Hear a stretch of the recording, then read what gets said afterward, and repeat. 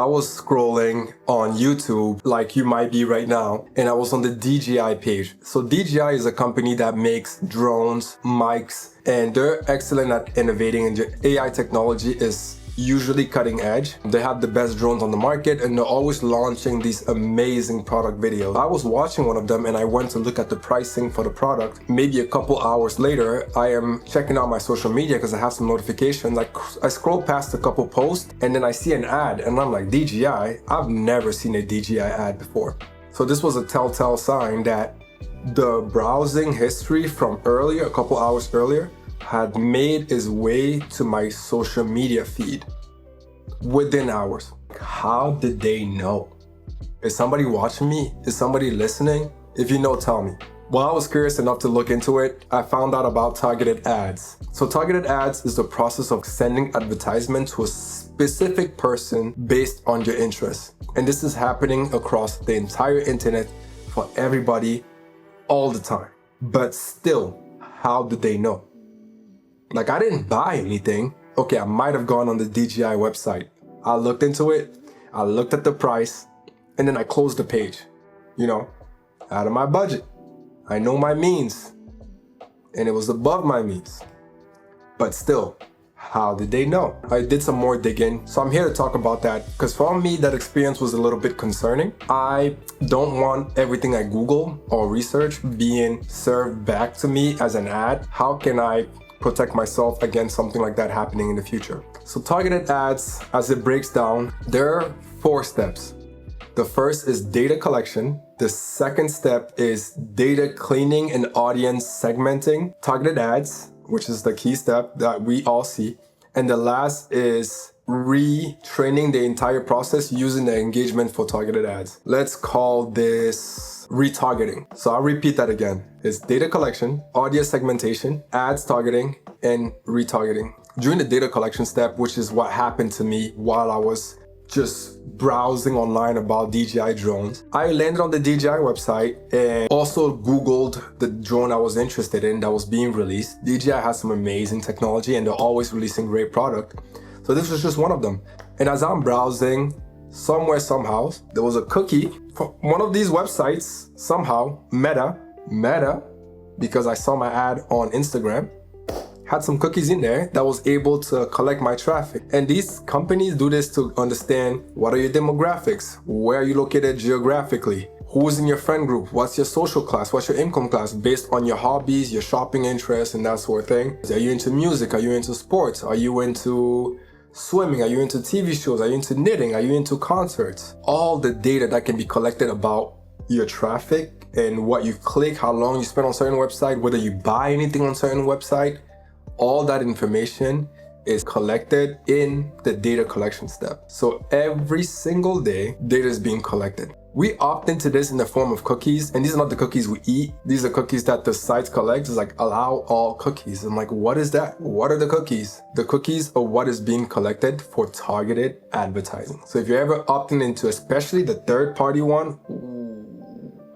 third-party cookies, like, would you eat third-party cookies? I don't know. I wouldn't eat third-party cookies. That's just like, imagine having a potluck and somebody's bringing cookies over and they tell you, hey, these are the third-party cookies. Would you eat? No. So third-party cookies are cookies that are coming from websites outside of the one you're on right now. So these are like cookies coming from people that were not even invited to the potluck, but they made it in. And a lot of times it's just to collect data about who's at the party, you and I, and what are we interested in, and then that information is going to be used later on to advertise to us. So that's the first step. The second step is called audience segmentation. In this step, all that information is collected and cleaned up and classified. And like, if somebody is interested in cameras, like Sony cameras, maybe there might be a vlogger or a YouTuber or like a wedding photographer, right? And so that's a possibility. If somebody is a wedding photographer, maybe they might be interested in cameras. Like if somebody lives in a particular area of LA, maybe they're in a certain tax bracket, right? And all that information is collected and audiences are formed, different groups are formed, so that when I, as a marketer, in the next step, which brings us to step number 3, targeted advertising. Based on the information collected in the first two steps in the data collection and in the audience segmentation, which is like cleaning up the data and forming all these groups and tags on people, in the third step of targeted advertising, I just go to Google or Facebook and say, hey, I want to run ads. Could you please advertise the DJI drone to everybody who was looking up drones in the last maybe 6 months? I don't know if you can target it by date range, but seems like it would be possible. And then that's how it ends up on my feed. But did I want that? Did I opt into that? I was just interested in seeing, right? And then based on how I engaged with the ads I saw, that data gets fed back into the process and then the cycle spins. And there's a lot of money at stake here because the benefits for this is for the company that's advertising, instead of advertising to 100,000 people, maybe my product is only focused on people in a certain tax bracket, right? And so I want to be drilled down to that, or people in a certain demographic. So instead of paying a lot of money, I can just pay a small amount of money and get a really, really high ROI, which means I'm going to keep spending money and getting higher ROI and keep doing that chain. And then so goes the money wheel. And then the money just keeps printing and printing and printing. But at what cost? Because what seems free to us is not free. We are the product. Again, if it's free, you are the product. And so I was a little bit concerned by this, and I started looking into how can I make sure that my data is a little bit like safer, because I want to hold on to my data. I'm not signing up for these things. I don't want you to have my location, what I like, who I know, what my interests are, what I do on the weekend. And the thing is with the internet is also that information on the internet is persistent for ever. Having spoken to friends and family, I hear a lot of comfort around giving off data to computers and technology. And I'm talking about information that maybe I wouldn't share with my friends, my family, my therapist, my mentor or mentees or anybody. But somehow that information is openly given to computers and technology to say, hey, as long as I'm not telling it to a person, it's fine. But is it? Is it fine? How comfortable would I be to give everybody my browsing history? I mean, there's nothing crazy on there. Like I probably just visit tech blogs, watch basketball highlights, Kyrie videos, Paul George hooping videos.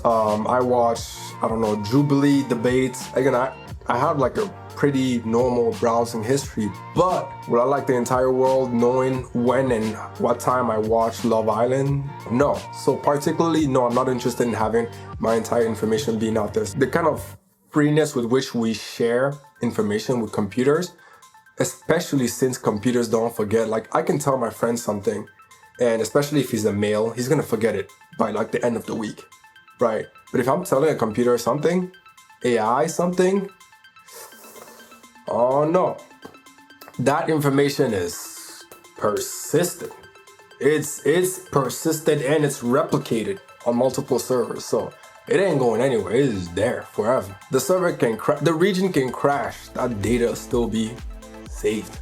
That's good and bad. I think bad, especially when I'm not saving the data myself and opting into it. Although there's laws around it like GDPR, some of these companies are so rich that they can just pay the fine. It's almost like telling a rich person you can't park your Lamborghini in a handicapped spot. Nobody wants to tow a Lamborghini because they might get fined for scratching it and they don't have the insurance to cover it. And if you give a rich person a ticket, they're just gonna pay it off like it's chump change. With a lot of these companies, there are laws around data collection and data privacy practices, but the incentive to follow it versus the revenue you are to gain there's a huge imbalance there. So you're better off getting fined and paid. In some of these companies' cases, like 2 billion, 500 million. The number sounds absurd, but these companies can write checks for that much and sleep well. They are going out of their way and above and beyond to collect this data, some illegally and in some cases illegally. So I've come up with 3 things I'm doing right now to limit my data exposure and also how much I'm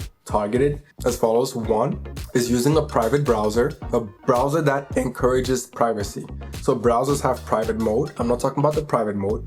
Just in the default mode, some browsers put a lot of focus and emphasis on privacy versus others. So right now I'm using Brave, and Brave is based on Chrome. So it's a Chromium based browser and it has a nice feature where it tells you how many different trackings is blocked and also how much time it saved you in terms of blocking ads and that sort of thing. So I'm using that. And ideally, you want to use this in conjunction with like a privacy-focused search engine, because a lot of the data collection is happening at the search engine level. By using Google with a privacy-focused browser, you're still giving away a bunch of information about what you're searching and what you're interested in. Browsers like DuckDuckGo are a good alternative. I still use a combination of Perplexity and Google.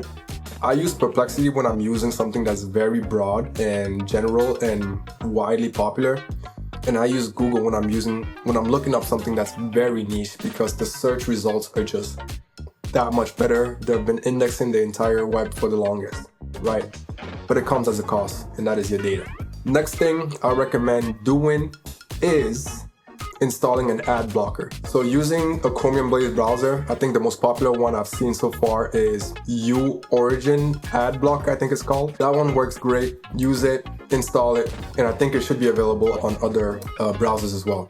And then the last thing, which I've seen work even best than all of these, is how much I choose to engage with targeted ads. I think being able to now recognize targeted ads, especially in cases like I'm on a Nike website and I'm looking for like a new running shoes or a basketball shoe, and later on I go to Instagram and then I'm seeing running shoes. I'm like, I've never seen running shoes on my feed, but hey, guess what? My cookies came in somewhere and here I am seeing running shoes. So in this case, I have the option to do a couple things. One, I can click on it. I was looking for running shoes, and sometimes there's a discount and there's a sale that's being presented to me. I have the option to click on it and buy it through that. However, a lot of times the discount that's being offered through that advertisement is also available on the website. So by going to the website, I am not teaching the algorithm that I'm a user that will interact with targeted ads. Because one thing that happens on the fourth step, if you remember, is retraining the entire system based on your interaction with the ad. And so by clicking and engaging with it, that's telling them that this particular group of users are likely to buy, are likely to click, are likely to interact. And so it might show you a Nike shoe today, but tomorrow, when it's considering showing you a camera or an iPhone, it's gonna be like, hell yeah, this person is buying. Yeah, they're gonna open your wallet. It's free money, and it's not free money out here. Those are the steps I'm taking. If you have any other tips, please share them, because I value privacy online, and I think we all should have the right to it. I have seen strides from companies like Google. I think they launched a new ads model called the Privacy Sandbox, where the data for the ad lives on your browser. Whether it's Facebook or the third-party website, they're never able to collect the data back. So the way it would work is your profile or your audience segmentation is owned by you, and whenever you're on a website trying to see an ad or potentially be shown an ad, the website will check with that data that's stored on your browser and use that to present you relevant ad. And so that information is never synced back to anybody or stored to anybody. I think that's interesting. They had plans to deprecate third-party cookies. The announcement went out, but seeing how much money they're printing off of it, I was shocked they would even say something like that. It was in like the billions. Like 200 billion, 275 billion. The number was astronomical. I can't even fathom that kind of money in my head. But the fact that we're willing to burn that and deprecate third-party cookies in exchange for this new thing, I was shocked. And eventually they did roll it back. So tracking is here to stay. We just have to play the game and do it safely. Y'all be safe. If you like the video, please drop a like, subscribe, and comment how you're staying safe and private on the internet. With that being said, my name is Jari. Peace.